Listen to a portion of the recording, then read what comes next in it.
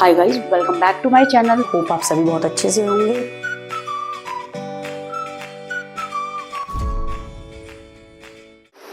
Hi students, a very warm welcome to my channel. Hope आप सभी बहुत अच्छे से होंगे। बच्चा, आज मैं आप सबके लिए वीडियो लेकर के आई हूँ जो कि क्लास 12th के स्टूडेंट्स के लिए। बेटा, आज हम करने जा रहे हैं इंडियन इकोनॉमी का chapter number 3, that is new economic policy 1991 का। जैसे कि मैंने आपको पार्ट 1 और 2 करा दिया है, आज हम 3rd पार्ट करने जा रहे हैं, जिसका टॉपिक हमारा क्या होगा, क्लासिफिकेशन ऑफ टैक्स। अगर आपको याद हो, लास्ट वीडियो में मैंने आपको क्लासिफिकेशन ऑफ टैक्स में थोड़ा सा कितने टाइप के टैक्स होते हैं, डायरेक्ट टैक्स और इनडायरेक्ट टैक्स के बारे में बताया था। आज हम थोड़ा सा आगे पढ़ेंगे उसके बारे में, ठीक है बच्चा।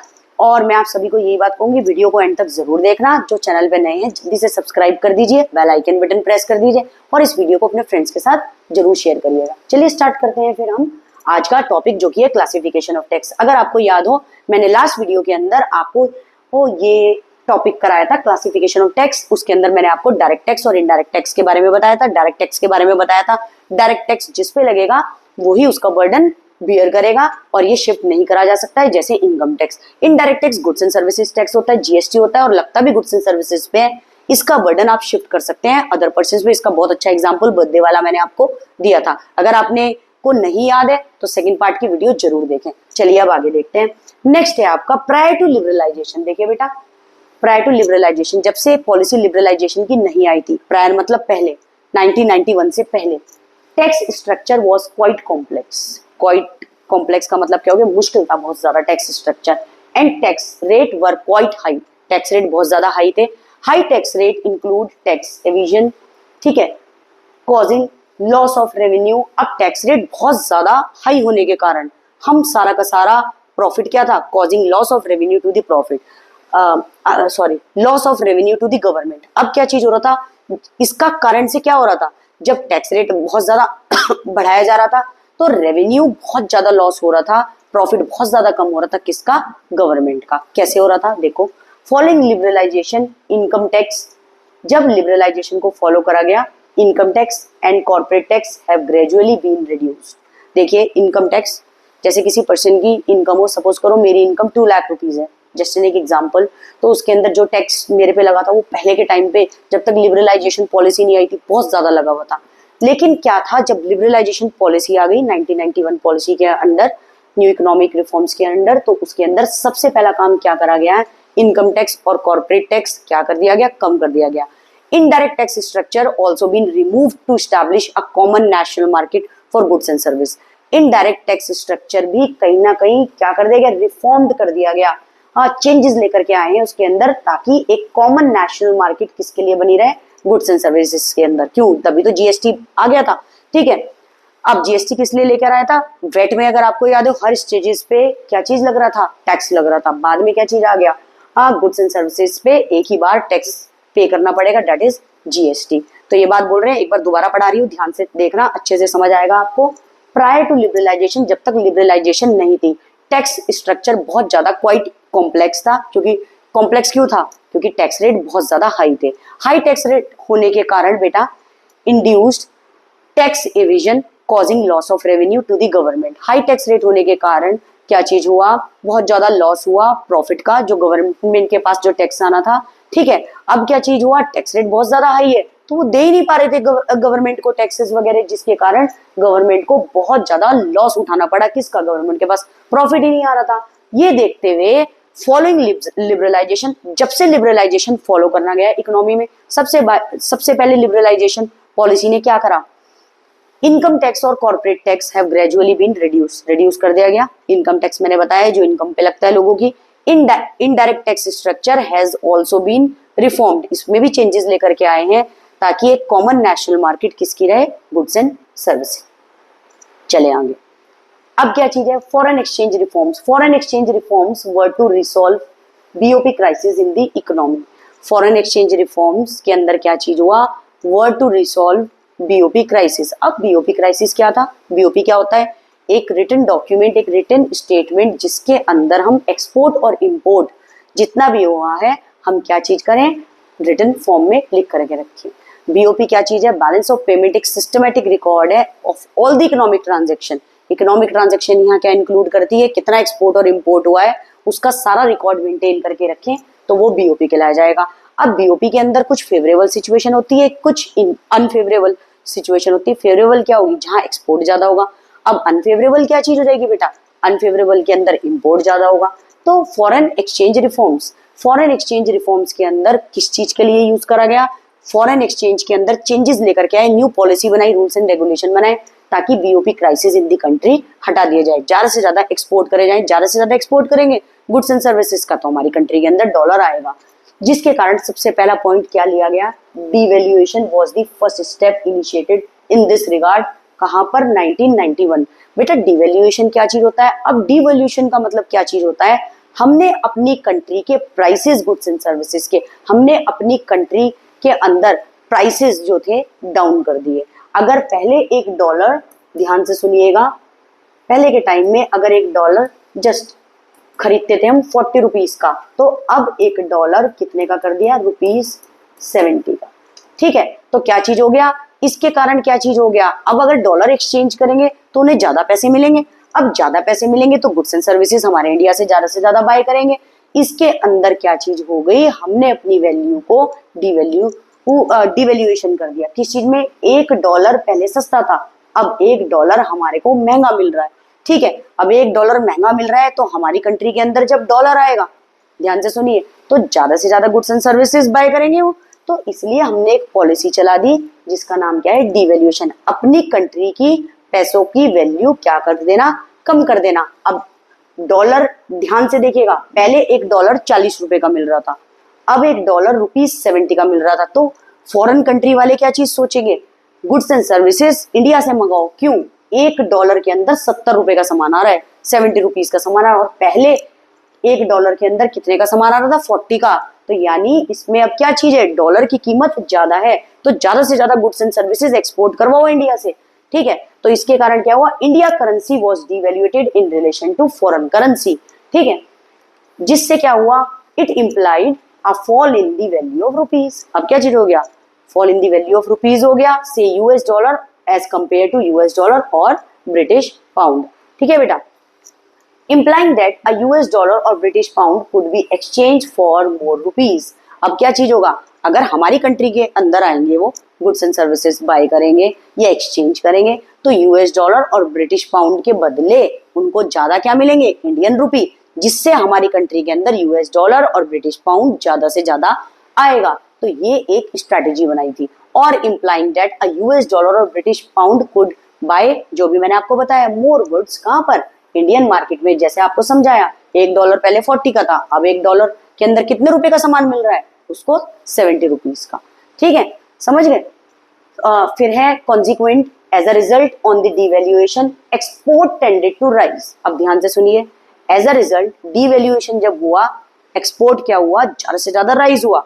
अब एक डॉलर 70 रुपए मिल रहे हैं उसको, यानी 70 रुपए का सामान खरीद सकता है। पहले कितने का खरीद सकता था, 40 का, अब कितने का खरीद रहा है, 70 का।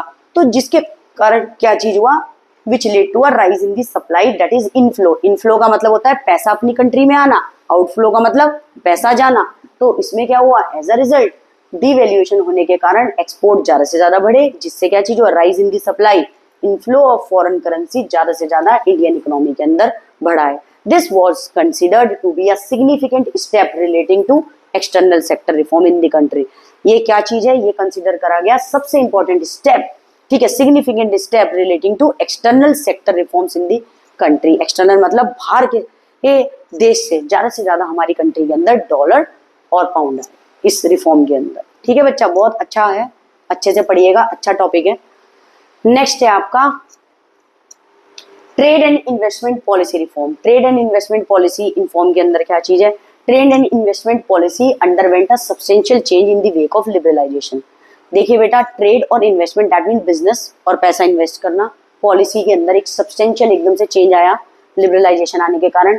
फोकस एरिया ऑफ ट्रेड और इन्वेस्टमेंट पॉलिसी रिफॉर्म के अंदर क्या है हुआ, increasing international competitiveness of the domestic industry. Domestic industry के साथ फॉरेन कंट्री का कॉम्पिटिशन ज्यादा से ज्यादा बढ़ा। इंड्यूसिंग फॉरेन इन्वेस्टमेंट, ज्यादा से ज्यादा इन्वेस्टमेंट हमारी फॉरेन कंट्री में हुआ, किसका, फॉरेन कंट्रीज का।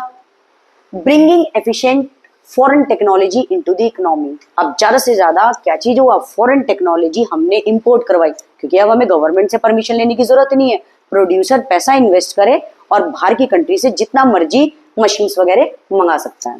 नेक्स्ट है आपका, देखिए the aim of these reform, इसका मेन एम क्या था रिफॉर्म्स का, was also to promote the efficiency of local industry. Efficiency, काम करने की क्षमता लोकल इंडस्ट्रीज की भी बढ़े और ज्यादा से ज्यादा प्रमोट हो क्या, मॉडर्न टेक्नोलॉजी। ठीक है, एम ऑफ दिस रिफॉर्म, ये रिफॉर्म के अंदर जो चेंजेस आया, कौन सा रिफॉर्म है बेटा, trade and investment policy reform. इसके अंदर जो हमारी लोकल इंडस्ट्रीज हैं उसकी एफिशिएंसी भी ज्यादा इंक्रीज हो, ज्यादा एम यही था इस पॉलिसी का, ये रिफॉर्म का ज्यादा से ज्यादा एम ये था। क्या बदलाव लेके आए, लोकल इंडस्ट्री की एफिशिएंसी बढ़े भाई, और प्रमोट करे मॉडर्न टेक्नोलॉजी, मॉडर्न टेक्नोलॉजी हर एक इंडस्ट्री यूज करे। Trade and investment policy were carried out in the form of, पहला dismantling of quantitative restriction. Dismantling का मतलब क्या चीज होता है, रिमूवल कर दिया गया quantitative restriction on import and export. अगर आपको पता हो पहले क्वांटिटेटिव रिस्ट्रिक्शन थे, कितनी क्वांटिटी में एक्सपोर्ट करना है, कितनी क्वांटिटीज में इंपोर्ट करना है, कोटाज लिमिट लगी हुई थी, ठीक है, इंपोर्ट और एक्सपोर्ट पे। अब इन सबको क्या कर दिया गया, हटा दिया गया। तो quantitative restriction on import of manufactured consumer goods, ठीक है, एंड एग्रीकल्चर गुड्स को क्या कर दिया गया, रिमूव कर दिया गया। क्वांटिटेटिव रिस्ट्रिक्शन किस चीज पे, imports of manufactured consumer goods, जो मैन्युफैक्चर्ड कंज्यूमर गुड्स बाहर की कंट्री के अंदर है, और एग्रीकल्चर गुड्स पे रिमूव कर दिया गया कि आराम से बिजनेस हो, अच्छे से बिजनेस हो। तो इसके लिए क्या चीज है, क्वांटिटेटिव रिस्ट्रिक्शन हटा दी गई, इंपोर्ट और एक्सपोर्ट इजिली करा गया। Reduction in tariff rates, tariff का मतलब होता है टैक्सेस। अब रिडक्शन किस में कर दिया गया बच्चा, टैक्सेस में, ठीक है, टैक्स रेट में रिस्ट्रिक्शन हटा दी गई, रिड्यूस कर दी गई, और टैक्स रेट कम कर दिए गए। टैरिफ टैक्सेस वर कंसिडरेबली मॉडरेटेड, सही अमाउंट पे कर दिए गए taxes, rather withdrawn from many items of export and import. बहुत सारी आइटम्स जो एक्सपोर्ट और इंपोर्ट कर रहे थे उससे हटा दिए गए, और नहीं तो कुछ पे जो लगाए गए मॉडरेट कर दिए गए। ठीक है, easily tax paying capacity of the consumer हो जाएगी, मॉडरेट कर दिए गए, लेकिन रिडक्शन कर दिया गया, कम कर दिया गया टैक्स रेट, ठीक है, और कुछ से तो विड्रॉ नहीं कर दिया। चलिए आगे देखते हैं बच्चा। नेक्स्ट है आपका रिमूवल ऑफ इंपोर्ट लाइसेंसिंग। अब इंपोर्ट लाइसेंसिंग क्या हो गया, बहुत ध्यान से सुनिए। पहले इंपोर्ट करने के लिए हमें लाइसेंस लेना पड़ता था, ठीक है, अब हमारे को रिमूवल, ये मतलब रिमूव कर दिया गया, इंपोर्ट लाइसेंस करने की जरूरत नहीं है। The policy of import licensing was abolished, remove कर दी गई, accept in case of hazardous that is chemical, जैसे हम केमिकल इंडस्ट्री हो गई, हैजार्डियस हो गया, पॉइजनियस हो गया, एंड एनवायरमेंटली सेंसिटिव इंडस्ट्री, ठीक है, उनके लिए लाइसेंस लेनी पड़ेगी। हैजार्डियस के अंदर केमिकल इंडस्ट्रीज आएगी, फॉर एग्जांपल जो लेदर के जैकेट्स बना रहे हो, ठीक है, बेल्ट्स वगैरह बना रहे हो, ठीक है। Quantitative restriction on import of manufactured consumer goods and agriculture product were also fully removed from April 2001। Quantitative restriction भी हटा दी गई, किस चीज से, import of manufactured consumer goods, अब बाहर से कितना मर्जी इंपोर्ट करवा सकते हो, एग्रीकल्चर प्रोडक्ट से भी हटा दी गई, फुल्ली रिमूव कर दी गई, टिल कब, अप्रैल 2001। होप आपको अच्छे से समझ आया हो। नेक्स्ट है आपका रिमूवल ऑफ एक्सपोर्ट ड्यूटीज। अब एक्सपोर्ट ड्यूटीज क्या चीज हो गई, जितना भी आप एक्सपोर्ट कर रहे हो यहाँ से, उससे जो एक्सपोर्ट ड्यूटीज लगती थी उसको पूरा रिमूव कर दिया गया। Export duties were remove to increase the competitive position, ताकि कंपटीशन हो हमारी बाहर की कंट्रीज के साथ, of Indian goods in the international market. Competition और ज्यादा बढ़ाने के लिए इंडियन गुड्स का रिमूव कर दी गई एक्सपोर्ट ड्यूटीज। कोई भी अगर एक्सपोर्ट करवा रहा था गुड्स एंड सर्विसेज, कोई ड्यूटी नहीं लग रही थी उस पर, ठीक है बच्चा। नेक्स्ट है आपका प्राइवेटाइजेशन, बहुत अच्छे से समझिएगा। प्राइवेटाइजेशन क्या होता है, is the process of involving of private sector. देखिए गवर्नमेंट सेक्टर के अलावा जो पहले चल रहा था, अब उसको हटा करके किसका रोल बढ़ा देना, involving the private sector in the ownership.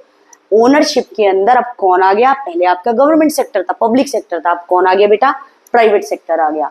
और दी operation of the state owned enterprise, जितनी भी एंटरप्राइजेस बच्चा कौन चला रहा था, स्टेट गवर्नमेंट चला रही थी, उन सबको कन्वर्ट करके किसके हाथ में दे दी गई, ओनरशिप प्राइवेट सेक्टर। और प्राइवेट सेक्टर का मतलब ये पब्लिक सेक्टर का रोल कम हो जाना, ठीक है, public sector that is government sector का रोल एंटरप्राइजेस पे से कम हो जाना, इंडस्ट्री से कम हो जाना, और किसका रोल बढ़ जाना, प्राइवेट सेक्टर का, ठीक है। देखिए it implies gradual withdrawal of government ownership और management from the public sector enterprises. इसका मतलब क्या है, ये इम्प्लाइज करता है, इम्प्लाइज का मतलब शोज करता है कि गवर्नमेंट का विड्रॉल हो गया था, ठीक है, gradually withdrawal of government ownership, government की ओनरशिप बिल्कुल खत्म हो गई थी, विड्रॉल हो गई थी, मैनेजमेंट भी खत्म हो गई थी, कहां से, पब्लिक सेक्टर एंटरप्राइजेस से। It may happen in two ways, पहला क्या है, outright sale of the government enterprises, जितनी भी गवर्नमेंट एंटरप्राइजेस थी किसको सेल कर दी गई थी बेटा, प्राइवेट एंटरप्रेन्योर्स को, प्राइवेट ओनर्स को, जितनी भी गवर्नमेंट एंटरप्राइजेस थी सेल कर दी गई थी।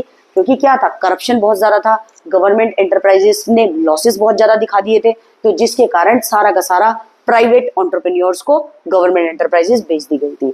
Withdrawal of the government ownership and management from the mixed enterprises, अब क्या चीज हुआ, कुछ टाइम बाद रिमूव कर दी गई गवर्नमेंट ओनरशिप भी, कहां से, और मैनेजमेंट मिक्स्ड एंटरप्राइजेस। मिक्स कौन होता है, जहां पे प्राइवेट और पब्लिक दोनों काम कर रहे हो, ठीक है।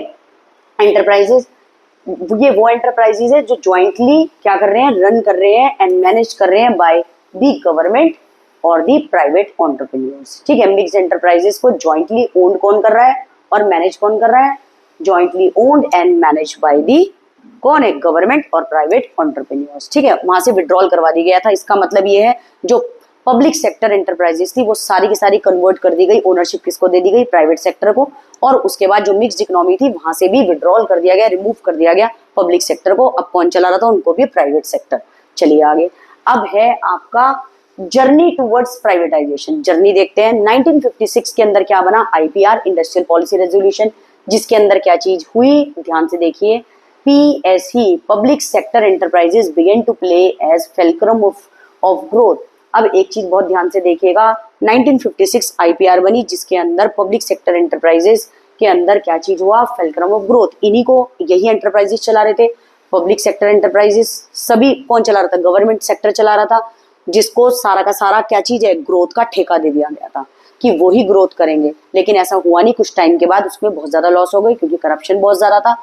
इन्हीं का ही ठेका था पब्लिक सेक्टर एंटरप्राइजेस का, पीएससी का, कि वो क्या चीज करे, फेल्क्रम ऑफ ग्रोथ, कि वो ग्रोथ ज्यादा से ज्यादा इन एंटरप्राइजेस की करें। Next, principal gains 1956। अब 1956 में इंडस्ट्रियल पॉलिसी रेजोल्यूशन बना, ठीक है, क्या चेंजेस लेकर के आए उसके अंदर। फिर उसके बाद है गेन क्या हुए 1956 से 1990 में, नवरत्नास बना, ठीक है, जिसके अंदर काफी इंडस्ट्री बनी, डाइवर्सिफिकेशन ऑफ इंडस्ट्रीज बेस बना, अलग अलग इंडस्ट्रीज बनी।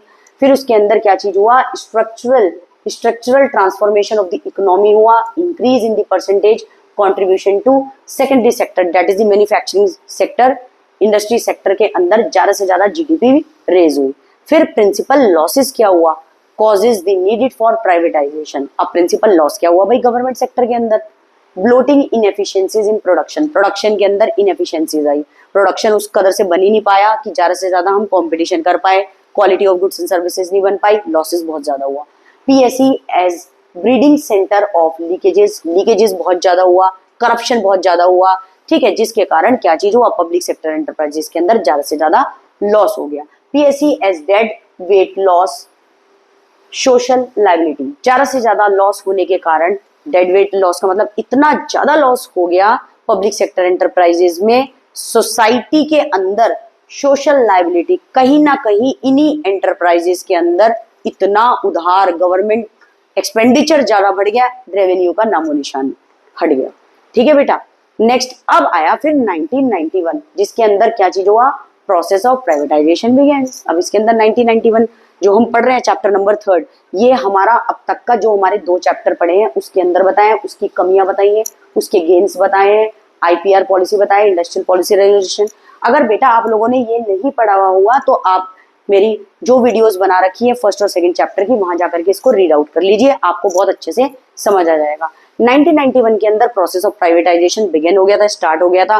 पीएससी स्टार्ट फेजिंग आउट, हटा दिया गया था, रिमूव कर दिया गया था, ठीक है। पब्लिक सेक्टर एंटरप्राइजेस को equity of PSC being sold off to the private enterprises, private entrepreneur यानी ओनर्स को जितने भी शेयर्स किसके थे, पब्लिक सेक्टर एंटरप्राइजेस के, सेल आउट कर दिए गए थे। अब प्राइवेट सेक्टर का रोल ज्यादा था as compare to public sector, ठीक है, और मिक्स्ड इकोनॉमी के अंदर में से भी रिमूव कर दिया गया था पब्लिक सेक्टर को, दैट इज गवर्नमेंट सेक्टर को, और कौन चला रहा था, आपका प्राइवेट सेक्टर। ये 1991 की बात कर रहे हैं, अभी की बात नहीं कर रहे हैं, ध्यान रखिएगा। अब देखिए गेन्स क्या हुआ, प्राइवेट, अब क्या चीज है देखिए, obvious gains and imperative losses of the private sector. Privatisation होने के कारण, प्राइवेटाइजेशन होने के कारण, प्राइवेट सेक्टर बनने के कारण गेन्स और लॉस दोनों बताएंगे। Privatisation implies supremacy of self interest over social interest. देखिए बेटा, जब भी प्राइवेटाइजेशन होगा, प्राइवेट सेक्टर काम करेगा, तो उसका मेन मोटिव क्या होता है? कंज्यूमर के लिए गुड्स एंड सर्विसेज बनाना। अब कंज्यूमर के ध्यान में रखते हुए कंज्यूमर को किस टाइप का गुड्स एंड सर्विसेज चाहिए होगा? प्राइवेटाइजेशन वाले जितने भी इंडस्ट्री ओपन करते हैं उनका मेन एम क्या होता है? Profit maximisation. तो वो कंज्यूमर की नीड्स का ज्यादा ध्यान देते हैं। तो क्या चीजें implies supremacy of self interest, उनका खुद का इंटरेस्ट के बारे में सोचते हैं जो कि प्रॉफिट कमाना है, ओवर दी सोशल इंटरेस्ट, वो सोसाइटी के बारे में नहीं सोचते। When self interest prevails the entrepreneurs work with 100%। जब उनका खुद का सेल्फ इंटरेस्ट होता है, उनका खुद का सेल्फ मोटिव होता है, तो वो काम करते हैं 100% कमिटमेंट के साथ एंड एफिशिएंसी। काम करने की क्षमता भी ज्यादा बढ़ती है। Become the condition of survival for the worker. तो एफिशिएंसी, काम करने की क्षमता भी अच्छी बढ़ेगी वर्कर्स की। ये कंडीशन बन जाती है किस चीज के लिए? सर्वाइवल फॉर दी वर्कर्स की। वर्कर्स को अगर प्राइवेट सेक्टर के अंदर काम करना है, ठीक है, तो high productivity is the obvious result. जिसके कारण क्या चीज होगा? जब वर्कर पूरी जील से अच्छे से काम करेंगे तो क्या चीज होगा? हाई प्रोडक्टिविटी, ज्यादा से ज्यादा प्रोडक्शन होगा, quality of goods and services बनेंगे, कंज्यूमर ज्यादा से ज्यादा बाय करेंगे, डिमांड ज्यादा से ज्यादा फुलफिल होगी और प्राइवेटाइजेशन के अंदर प्रॉफिट ज्यादा से ज्यादा होगा। Privatisation expects private enterprises to work in a competitive environment. Private sector हमेशा यही चाहेगा कि वो वर्क करे कॉम्पिटिटिव एनवायरनमेंट में, both domestic as well as international. Domestic level पे भी, इंटरनेशनल लेवल पे भी। Competition induces upgradation and modernisation. Competition ज्यादा से ज्यादा होगा तो इससे क्या होगा? अपग्रेडेशन होगा और मॉडर्नाइजेशन हमारी इकोनॉमी में ज्यादा से ज्यादा होगा डोमेस्टिक लेवल पर, ठीक है। तो अपग्रेडेशन होगा, टाइम टू टाइम कंपटीशन अगर हमें करना है तो हमें अपनी टेक्नोलॉजी को अपग्रेड करना पड़ेगा, ज्यादा से ज्यादा मॉडर्नाइजेशन लेके आनी पड़ेगी। These are the essential condition of growth and development, अगर हमें ग्रोथ और डेवलपमेंट ऑफ दी कंपनी करना है। नेक्स्ट देखें, privatisation promotes diversification of production. देखिए, प्राइवेटाइजेशन ज्यादा से ज्यादा अलग अलग प्रोडक्ट बनाता है, ठीक है। सोशल वेलफेयर एक्टिविटीज के अंदर तो क्या चीज हो गया? अगर आप देखें पब्लिक सेक्टर एंटरप्राइजेस के अंदर जो गुड्स एंड सर्विसेज बना दिए उसी को बाय कर लो। अब क्या चीज है? प्राइवेट सेक्टर तो ये सोचेगा हम अलग अलग प्रोडक्ट बनाए, क्योंकि इसके अंदर कंज्यूमर सेटिस्फैक्शन मेन मोटिव होता है। कंज्यूमर सेटिस्फाइड होगा तभी तो आपके गुड्स एंड सर्विसेज बाय करेगा, जिससे प्रॉफिट मैक्सिमाइजेशन होगा। तो under PSU private enterprises invariably generate high profit, ठीक है। अब क्या चीज है? पब्लिक सेक्टर यूनिट्स के अंदर प्राइवेट एंटरप्राइजेस जो काम कर रही थी उसके अंदर क्या था? इनवेरिएबली जनरेट कर रही थी high profit. These are used for expansion and diversification of production, जिससे एक्सपेंशन बहुत ज्यादा एक्सपेंड हुआ, इंक्रीज हुआ और डाइवर्सिफिकेशन ऑफ प्रोडक्शन हुआ। MNCs, multinational corporation are a testimony to the fact that private sector enterprises are capable of refining the benchmark of growth। अब एक बात ध्यान से सुनिए, मल्टीनेशनल कॉर्पोरेशन जो हमारे इंडिया के अंदर ज्यादा से ज्यादा वर्क करने के लिए आए हैं, ये फैक्ट बताती है कि प्राइवेट सेक्टर एंटरप्राइजेस बेंचमार्क है क्या? ग्रोथ का, ठीक है। ग्रोथ और डेवलपमेंट अच्छे से प्राइवेट सेक्टर कर सकते हैं। तो privatisation promotes consumer sovereignty, high degree of consumer sovereignty employees wider choice. अब क्या चीज है? प्राइवेटाइजेशन कंज्यूमर का ध्यान रखती है, variety of goods and services produce करती है ताकि कंज्यूमर चॉइस का ध्यान रखा जाए, ठीक है। कंज्यूमर के बारे में ध्यान रखा जाए और बेटर क्वालिटी ऑफ लाइफ दे पाए कंज्यूमर्स को by providing good quality of goods and services. Next देखिए, अब लॉसेस देखते हैं। भाई लॉसेस क्या हुए? गेन तो हमें पता चल गए, अब इंपेरेटिव लॉसेस देखते हैं। Socialistic pattern of the society in which social interest is accorded top priority, यानी सोसाइटी का वेलफेयर टॉप प्रायोरिटी है, is left to survive only as theoretical possibility, ठीक है। ये एक थ्योरेटिकल पॉसिबिलिटी हो गई। It loses its practical relevance once PSU are sold off to the private enterprises. जब पब्लिक सेक्टर यूनिट को सोल्ड ऑफ कर दिया गया प्राइवेट एंटरप्रेन्योर्स को, प्राइवेट ओनर्स को, तो उन्होंने प्राइवेट सेक्टर तो आपको पता है उनका मेन एम क्या होता है? Profit maximisation. लेकिन वो अलग अलग variety of goods and services बना रहे थे, कंज्यूमर की डिमांड का ध्यान रख रहे थे। उसके लिए कंज्यूमर तो भगवान है, कंज्यूमर अगर कंज्यूमर की डिमांड फुलफिल करेंगे तभी तो प्रॉफिट होगा। लेकिन वो variety of goods and services बना रहे थे, कॉम्पिटिशन बहुत इंक्रीज हुआ, लेकिन कहीं ना कहीं socialistic pattern of the society खत्म हो गया, सोसाइटी के बारे में नहीं सोचा जा रहा था, ठीक है। अब इसका तो प्राइवेटाइजेशन का एक मोटिव था, जिसके पास पैसे हो वो गुड्स एंड सर्विसेज खरीद ले, ठीक है। तो सोशल वेलफेयर कहीं ना कहीं निगलेक्ट कर दिया गया। तो privatisation encourages the free play of market forces. Free play of market forces बच्चा क्या था? जितनी लोगों की डिमांड आई उतनी सप्लाई कर दें, ठीक है, प्राइवेटाइजेशन तो यही एनकरेज करता है, भाई इस पेन की डिमांड कितनी इकोनॉमी के अंदर आ रही है उतनी सप्लाई कर देना। ठीक है, तो प्राइवेट प्रोड्यूसर क्या करेंगे, रॉ मटेरियल मशीन अच्छी यूज करके लेबर ज्यादा से ज्यादा लगा के गुड्स एंड सर्विसेज बना देंगे। लेकिन ये लोग क्या चीज का ध्यान रखेंगे, high quality of goods and services provide करें कंज्यूमर को, ताकि वो दोबारा भी उसको बाय करे। But in the process goods are produce only for those, जो मैंने भी बताया, हु हैव द मीन्स, जिसके पास कैश है, मीन्स का मतलब है cash, to buy them. When the price rise, जब भी गुड्स एंड सर्विसेज के प्राइस राइज होंगे प्राइवेटाइजेशन में, जिसके पास पैसा है वो तो बाय कर लेगा, लेकिन weaker section of the society suffers deprivation. क्या चीज होगा, कहीं ना कहीं weaker section of the society बहुत ज्यादा सफर करेगा। ठीक है, तो इसके अंदर क्या चीज है, एक सिलसिला tragedy is a notable evidence to this point. ये एक तरह की स्ट्रेटेजी बनी हुई थी, ठीक है, सॉरी ट्रेजेडी बनी हुई थी, जिसके अंदर क्या था, नोटेबल एविडेंस इस पॉइंट पे दिया गया था। ये आपको सबसे एंड में मैं करवाऊंगी, बस ये आप इतना पार्ट छोड़ दीजिएगा, इसको मैं बताऊंगी ये ट्रेजेडी क्या थी। टिल देन आप इतना पढ़ने या प्राइवेटाइजेशन के अंदर लॉसेस क्या था। आगे चलिए, अब आया आपका ग्लोबलाइजेशन। देखिए ग्लोबलाइजेशन क्या चीज है बेटा, globalisation means integrating the economy of the country with the economies of other countries. Globalisation का मतलब ही होता है हमारी कंट्री की जितनी भी पॉसिबल हम एक्सपोर्ट इंपोर्ट कर पाए अदर कंट्रीज के साथ वो करें, वो क्या होता है ग्लोबलाइजेशन। यानी integrating the economy of a country, हमारी इकोनॉमी बिजनेस करे ज्यादा से ज्यादा, इंटीग्रेट ज्यादा से ज्यादा करे other economies of the country के साथ। ठीक है, समझ रहे हो, मतलब हमारी कंट्री ज्यादा से ज्यादा बिजनेस करे और कंट्रीज के साथ ग्लोबल लेवल पे, ताकि ज्यादा से ज्यादा इंपोर्ट और एक्सपोर्ट हो सके under condition of free flow of trade. किस कंडीशन में, फ्री फ्लो ऑफ ट्रेड करेंगे और क्या चीज करेंगे, एंड कैपिटल अक्रॉस बॉर्डर। ठीक है, अक्रॉस बॉर्डर का मतलब है विद इन बाउंड्रीज नहीं करेंगे, आउटसाइड बाउंड्री भी हम एक्सपोर्ट करेंगे, ताकि हमारी कंट्री के अंदर ज्यादा से ज्यादा गुड्स एंड सर्विसेज बाहर की कंट्री में भी जा सके, कंपटीशन ग्लोबल लेवल पे बढ़े। ग्लोबलाइजेशन में भी defined as a process associated with the increasing openness. अब ग्लोबलाइजेशन होने के कारण क्या हुआ, हमारी इकोनॉमी इंटीग्रेट कर रही है अदर इकोनॉमी के साथ, बिजनेस कर रही है अदर इकोनॉमी के साथ, ठीक है, ऑफ द कंट्री। इससे ओपननेस ज्यादा बढ़ी बेटा, ग्रोइंग इकोनॉमिक ज्यादा हुई, हमारी इकोनॉमी ज्यादा ग्रो करी गई, ठीक है, इंटरडिपेंडेंस हो गई, and deepening economic integration in the world economy. और ज्यादा से ज्यादा हमारी इकोनॉमी बिजनेस कर रही है कहीं ना कहीं वर्ल्ड इकोनॉमी, अदर इकोनॉमी के साथ, अदर कंट्रीज के साथ। ठीक है, चलिए अब देखते हैं पॉलिसीज और strategies promoting globalisation of the Indian economy. ऐसी पॉलिसीज और स्ट्रेटजीज बनाइए, ऐसी मेथड बताइए जो ग्लोबलाइजेशन को प्रमोट कर रहा है। फॉलोइंग आर सब इंपॉर्टेंट पॉलिसीज और स्ट्रेटजीज। अगर आपसे पूछा जाए कुछ पॉलिसीज और स्ट्रेटजीज बताइए, ठीक है, जो हेल्प कर रही थी, जो इन्फ्लुएंस कर रही थी प्रोसेस ऑफ ग्रोथ को इंडियन इकोनॉमी में। पहली क्या है, increase in equity limit of foreign investment. अब फॉरेन इन्वेस्टमेंट के लिए क्या चीज हो गई बेटा, इन्वेस्टमेंट लिमिट ज्यादा से ज्यादा बढ़ गई। Equity limit of the foreign capital investment has been raised from the initially 40%, अब 40% क्या चीज हो गया, रेज हो गई कैपिटल इन्वेस्टमेंट। कहां पर, फॉरेन कैपिटल इन्वेस्टमेंट हमारी कंट्री के अंदर। It now ranges between 51 to 100%, कोई भी क्या कर सकता है, इन्वेस्ट कर सकता है। Export trading houses have also been allowed foreign capital investment up to 100%। क्या चीज है, एक्सपोर्ट ट्रेडिंग, यानी आप बिजनेस कर सकते हैं बाहर से, तो ये क्या चीज हो गया, और अदर कंट्रीज में इन्वेस्टमेंट भी कर सकते हैं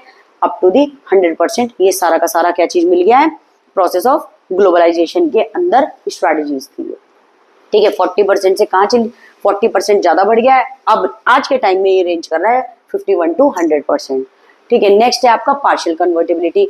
देखिए बेटा, पार्शियल कन्वर्टिबिलिटी का मतलब ये चीज है, आप रुपीज को डॉलर में चेंज करवा लो, ठीक है, और या फिर क्या चीज है, रुपीज को डॉलर में चेंज करो, डॉलर को रुपीज में। अगर आप बाहर की कंट्री से ज्यादा से ज्यादा इंपोर्ट करवाएंगे तो आपको डॉलर की जरूरत पड़ेगी, क्योंकि उसकी कंट्री के अंदर तो डॉलर ही चलता है ना।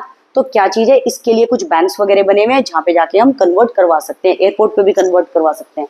To achieve the objective of globalisation, partial convertibility of Indian rupee has been allowed for the following transaction. कौन कौन सी ट्रांजेक्शन के लिए कन्वर्टिबिलिटी करवा सकते हैं रुपीज को डॉलर में, import and export of goods and services, ठीक है बच्चा, पेमेंट ऑफ इंटरेस्ट और dividend on investment, remittances help to meet family expenses, ठीक है, हेल्प करना फैमिली एक्सपेंसेस को, एक्सपेंसेस के लिए, फैमिली एक्सपेंसेस क्या होता है, फैमिली के खर्चा के लिए हेल्प करना।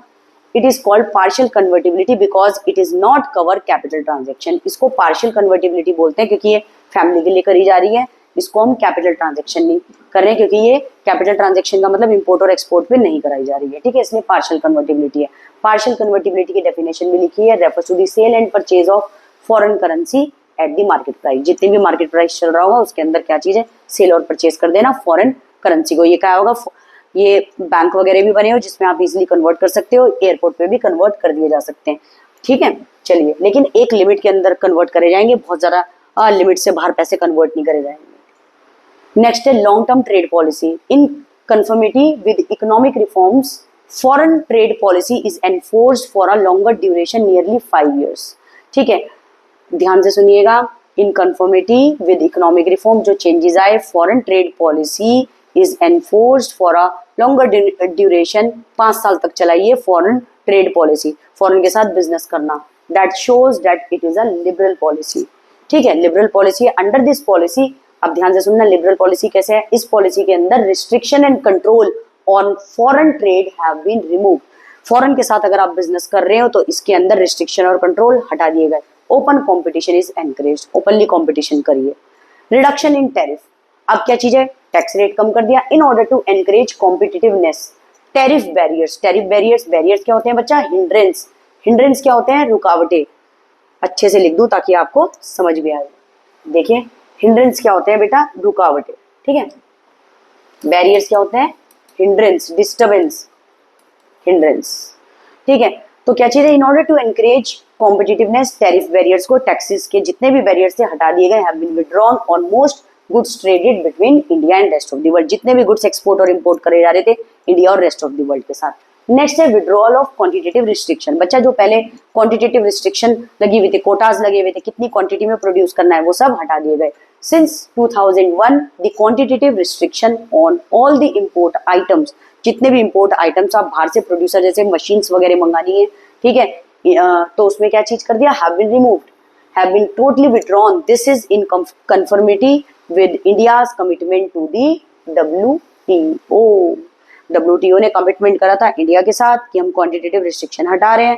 अब क्या चीज था, आप कितना भी इंपोर्ट और एक्सपोर्ट करिए, ठीक है, कोई प्रॉब्लम नहीं है। This is the conformity with the India's commitment to the WTO। और इंडिया ने कमिटमेंट करा था किसको, ये WTO को। मैंने आपको WTO का बोल दिया था, ठीक है। This is the conformity which is given by the India to the WTO। I hope आपको अच्छे से समझ आ गया हो। अगर आपको वीडियो अच्छी लगी हो तो जल्दी से जाके लाइक करिए, वीडियो को एंड तक जरूर देखना। और बेटा अगर कहीं भी कोई भी आपको कोई भी टॉपिक समझ ना आया हो तो आप मुझे कमेंट बॉक्स में जरूर बताइएगा। और इस वीडियो को ज़्यादा से ज़्यादा अपने फ्रेंड्स के साथ भी शेयर करिएगा। अच्छे से पढ़ाई करिएगा, नोट्स बनाइएगा, समझिएगा, देन उसके बाद लर्न करके लिख करके देखिएगा। Thank you so much for watching my video. Keep supporting and keep loving. Thank you.